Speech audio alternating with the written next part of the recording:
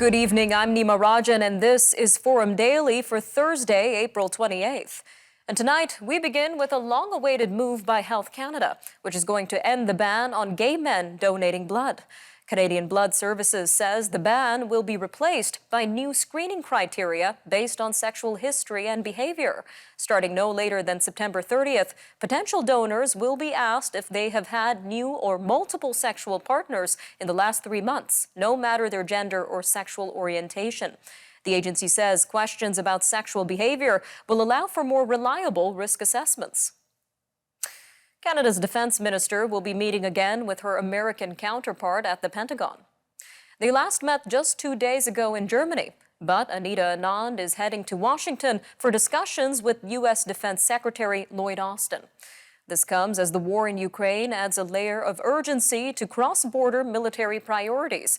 Countering Russian aggression, Canada's NATO spending, and upgrading the continental defense system known as NORAD will likely be at the top of the agenda. Vladimir Putin's unprovoked invasion of Ukraine is driving concerns about the continent's ability to defend against long-range missiles being developed by Russia and China. All right, turning to the nation's capital now, where Ottawa's interim police chief is warning participants in a planned biker convoy that the city will not tolerate any sort of longer-term occupation of the capital.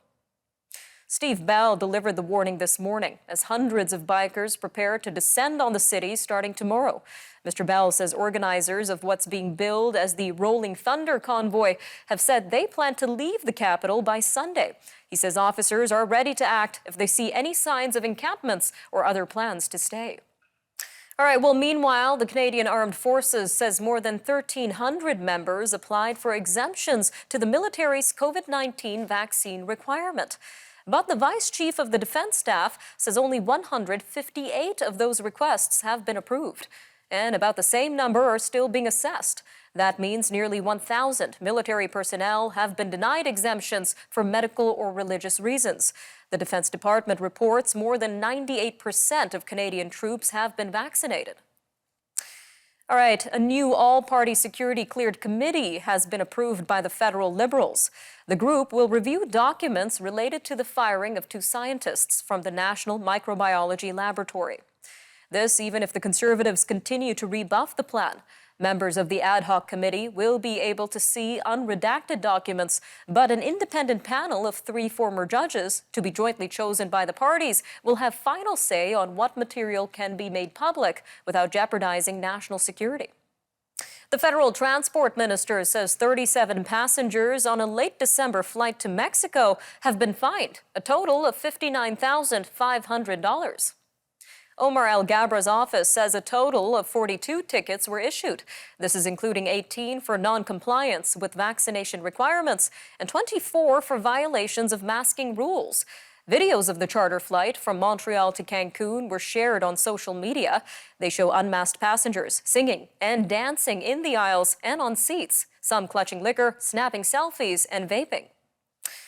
On the West Coast, First Nations in British Columbia will receive a $63 million increase in forestry income this year. This is under the development of a new revenue-sharing model. Indigenous leaders say it's an encouraging move toward even higher shares in the future. Forests Minister Katrine Conroy says the increase was the first step toward a new forestry revenue deal, which is consistent with the United Nations Declaration on the Rights of Indigenous Peoples. The extra funds are the result of an increase in revenue-sharing rates from 3%, 4%, or 5% to 8%, 9%, or 10%. Well, it's budget day in Ontario. The Progressive Conservatives have released an election budget loaded with billions of dollars in hospital, highway, and transit investments. The document is set to serve as the Tory platform during a campaign expected to kick off next week.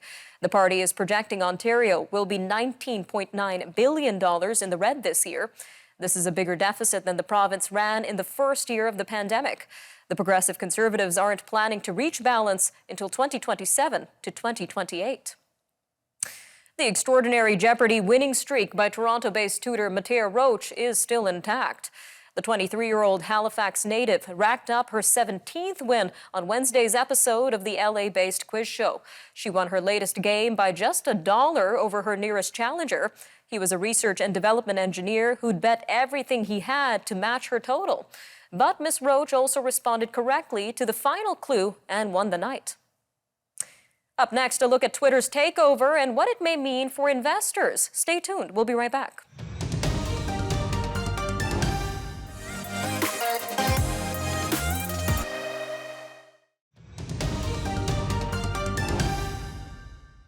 Twitter is reporting earnings of $513 million US for the first quarter. This comes days after it agreed to be sold to billionaire Elon Musk. The social media company said Thursday that revenue rose 16% to $1.2 billion from January to March. This is compared with the same period last year. San Francisco-based Twitter reported an average of 229 million daily active users in the quarter. Mr. Musk's $44 billion deal to buy Twitter was announced earlier this week, and the deal is expected to close later this year. Twitter canceled the conference call with executives and industry analysts, which usually accompanies its results. So it is expected there will be little further insight into the company's current financial condition. But what do we know so far about how this deal might impact investors? Joining us now is Brendan Caldwell, Director of Caldwell Securities Limited. Brendan, welcome back to Forum Daily. Thank you, Nima. So under this deal, we know shareholders are going to get $54.20 per share in cash, and Elon Musk is going to make Twitter private. But why take a publicly traded company and make it private in the first place? Well, public markets have been under strain for some time in that there are restrictions and regulations involved in being a public company, but those are not normally insurmountable for something the size of Twitter. But often companies are taken private because there is the perception, at least, that more value can be derived for them as a private company. Companies have been slowly going private in a whole bunch of different ways. Many companies have been doing share buybacks, so they've been taken private by the death of 1,000 cuts. But this is a pretty spectacular example of a trend that's been in the background for some time, of public companies actually doing the reverse and being taken private. I think in this particular case, Elon Musk believes that he can do a better job and create a better platform as a private entity, and then I would expect at some point republic it, reissue it as a public company with this rebranded, retooled, reimagined format. All right, Brendan. Well, it was last week when Elon Musk made the unsolicited bid to purchase Twitter, but the board of directors did something pretty interesting. They launched a so-called poison pill defense. So what exactly is a poison pill, and what's the purpose of it? Well, it's the name is, of course, originally derived from the poison pill that prisoners might give themselves in order to prevent from being questioned, to make it harder to get information out of them. But in the case of a company, it makes it harder for the potential acquirer to take over the company, either by diluting the stock or giving the non-takeover shareholders special rights. There's a variety of forms that it takes, but it might not be a signal that the company doesn't want to be taken over, as is obviously the case with Twitter here, but it can be a negotiating tactic to make it more difficult and therefore perhaps get a higher price. So I think he was clearly being used in that latter sense last week. All right, Brendan. Well, taking a step back from all of this, we know Elon Musk also owns Tesla, and Tesla shares actually lost almost $250 billion since April 4th. So do you think shareholders are worried? Well, I kind of would be, because the world is very competitive. I mean, Tesla has become one of the biggest market capitalization companies in the whole world. I think it was in the top 10 before all this started, and still in the top 20 or 25. And it doesn't, sell as many cars or a fraction as many cars as GM or Chrysler or Toyota or any of these other companies. So you really have to value it as a technology company. And what we've seen is these big technology companies that were leading edge at one point, Netflix, Call Your Office, are now under pressure as other people are able to catch up with them. I mean, most car companies will have an electric car line at some point in the next 10 years. So Tesla won't be alone in that business any more than Netflix is alone in the streaming service business. So the technological advantage becomes commonplace. So I think if you're a Tesla shareholder, you're worried that your founder, chairman, visionary has now got too many irons in the fire and may take his eye off the ball that made him wealthy in the first place. All right, just about 30 seconds left here, Brendan, but what are you keeping your eyes on as this deal progresses? Well, it'd be interesting to see, because the bigger argument, of course, is what is the future of social media? Not something that I'm actually on in any way, except perhaps ancestry. So I'm all of my followers are they're dead. But the Twitter, Facebook, there's been a bit of a culture war around. There's been a significant culture war around that about what can be on Facebook, what can be on Twitter. I think they've even kicked the president of the United States off. So, or the past president of the United States.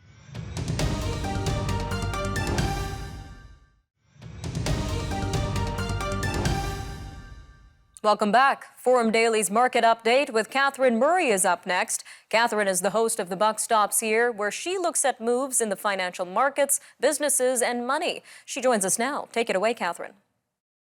Thanks, Nima. Hello, everyone, and welcome to your weekly market recap. I am Catherine Murray. Well, we are seeing the U.S. markets and the TSX move higher today, but it certainly has been a very volatile week. There is absolutely no shortage of headlines that are concerning to investors. The Ukraine-Russia war, also COVID cases increasing in China, that is leading to concerns about demand destruction. Also, inflation fears and that the U.S. Federal Reserve might tighten too fast and too quickly. And then, of course, we've got the first quarter earnings results. So a lot going on, and that's why you're seeing the markets move up as well as down.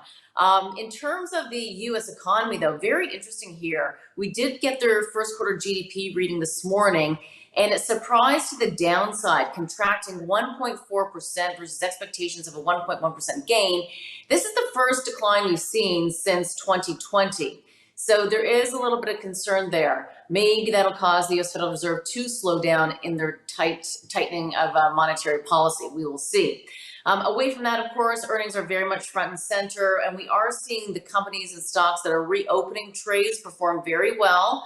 So that's certainly a positive. Companies like Hertz, we also heard from Cheesecake Factory saying that they are seeing some nice, strong demand continuing into the April time period. And of course, tech stocks have been front and center. They have been really hit hard because of the overall market concerns about valuation and rising rates. But it's interesting, they actually are performing a little bit better than feared in terms of the results and the stock reaction post the results. Facebook would be one stock I'd highlight to you on that front. They did have some positive comments about growth in daily active users that did come in better than expected. So the stock is actually up about 8% or so today, but keep in mind it's been down by about 50% on a year-to-date basis. But again, I think the theme is going to be about companies that are coming in a little bit better than feared, and we have some oversold conditions. Other positive earnings results I'd highlight to you in healthcare, Merck, as well as Eli Lilly, Thermo Fisher Scientific, and also Pinterest. And then, of course, we've got to talk about Twitter as well. We did see the company miss on the revenue front, but we also, of course, heard the big news this week that they have, in fact, accepted Elon Musk's bid to buy them out. Away from that, as we look at the TSX, it is higher following some strength yesterday, but we have been down by about 6%, Xing out yesterday as well as today. So certainly some downward pressure here in Canada as well. Financials and energy are the best performing sectors today. We are seeing WTI up by about 2.2%. That's on updates around a potential EU ban on Russian oil. We did see WTI down by about 3.5% on Monday. So again, just kind of recouping some of those losses that we saw earlier in the week. And again, big picture here and the concern are the cases, the increased COVID cases in China and what that might do to demand destruction. That's going to be front and center. In terms of earnings here in Canada, we did see CP report their results. The stock is actually trading higher, but they did have a revenue and earnings miss. They did note that the first quarter is more challenging due to weather, labor issues, low grain shipments due to drought. So that's one stock to watch for sure. Suncor as well, up by about 8%. Elliott Investment Management, a big firm out of the United States, did show a 3.4% economic interest in the company. And they have, in fact, also sent a letter to the board recommending some changes. No major economic data points in Canada today, but we did hear from the BOC governor yesterday reiterating that the Canadian economy, in his words, is overheating. and that is creating domestic inflation pressures, and higher rates are needed in order to cool the Canadian economy. I would also say as well that we will be receiving the Canadian GDP figure tomorrow. 0.8% growth is what we're looking for. Also, just one more point on the earnings front, Precision Drilling, they did come in better than expected. Again, another energy company performing very well, and that stock is moving higher on the back of the results. I'd also just point out that the US dollar is at its highest level since early 2017. The Canadian dollar is trading lower versus the US dollar, but we are seeing CAD perform better versus most of our relatable peers because of the higher commodity prices. Bottom line, I would say that the direction of the market certainly does feel like it is to the downside. You can't always fight the flows of money, but we're also seeing some nice relief rallies on the back of the earnings results. So that is certainly helping the broader market for sure. But better than feared, I think, is how we're going to be looking at the first quarter results and the stock's reaction to the results. Nima, I'll leave it there. Back to you. Always lots to keep our eyes on, Catherine. Thanks for that. For more news on the markets and business, follow Catherine Murray on The Buck Stops Here. All right, news from around the world is coming up next. We will look at developments happening in the war in Ukraine, the rise of measles in Africa, and SpaceX sends a team of astronauts to the International Space Station. Stay with us. Forum Daily will be right back with more stories.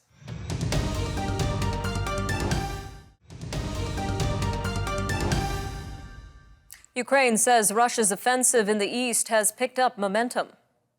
This comes as several towns are coming under intense attack as Moscow's forces attempt to surround Ukrainian troops. United Nations Secretary General Antonio Guterres visited towns outside of the capital of Kyiv today. This is where evidence of mass killings of civilians was found after Russia's retreat from the area. Meanwhile, explosions were reported in Kyiv after Russian forces bombarded the city on Thursday. Meanwhile, NATO Secretary General Jens Stoltenberg says Finland and Sweden would be embraced with open arms should they decide to join the 30-nation military organization. And he says they could join quite quickly. Mr. Stoltenberg's remarks today come as public support in Finland and Sweden for NATO membership mounts in response to Russia's war on Ukraine. Media speculation indicates the two might apply in mid-May.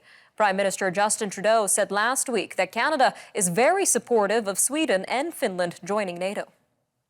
All right, well, President Joe Biden's latest moves against the Russian invasion of Ukraine includes asking Congress for new powers. Mr. Biden wants to be able to seize and repurpose the assets of Russian oligarchs. This is part of a new funding request to aid Ukraine in its defense against Russia's invasion. In remarks at the White House on Thursday morning, Mr. Biden formally asked for billions of dollars in additional U.S. spending, which is earmarked for supplying Ukraine's military, bolstering its economy, and supporting the millions of refugees who fled Russia's invasion 2 months ago. The White House said he will also seek new authorities from Congress to strengthen U.S. sanctions against the Russian government and those who profit from it. All right, well, south of the U.S., Mexico's government is proposing a dramatic overhaul of the nation's electoral system and the agency that oversees it.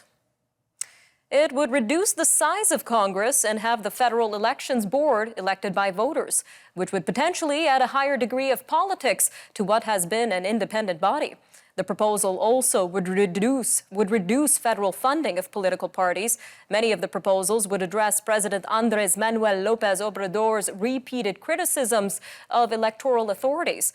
Mr. López Obrador and several members of his cabinet presented the constitutional reform during his daily news conference on Thursday.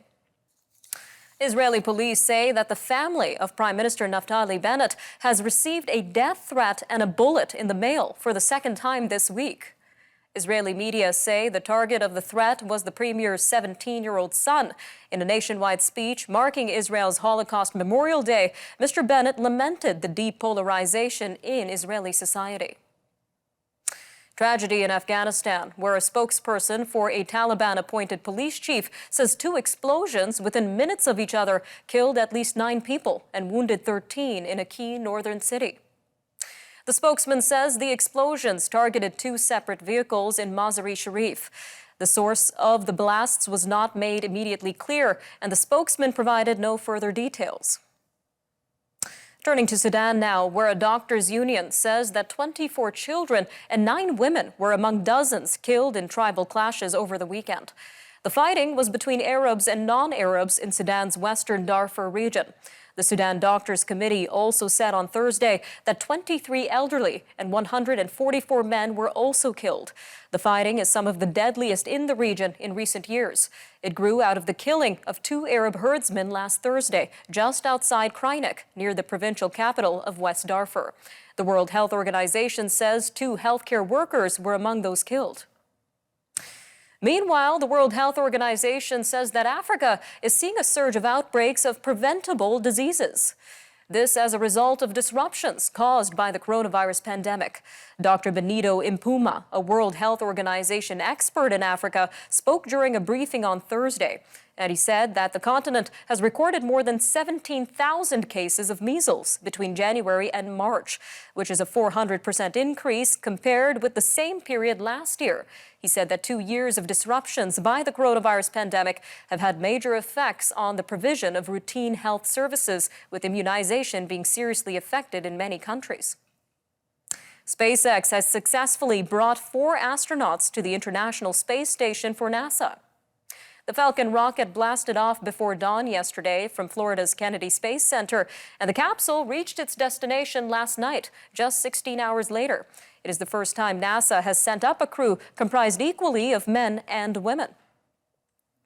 All right, I'm Nima Rajan, and that'll do it for your look at national and international news for today. Remember, for more news on demand, you could always visit our website or follow us on social media. We're available on Facebook, Instagram, and Twitter. Take care, Canada. We'll see you next time.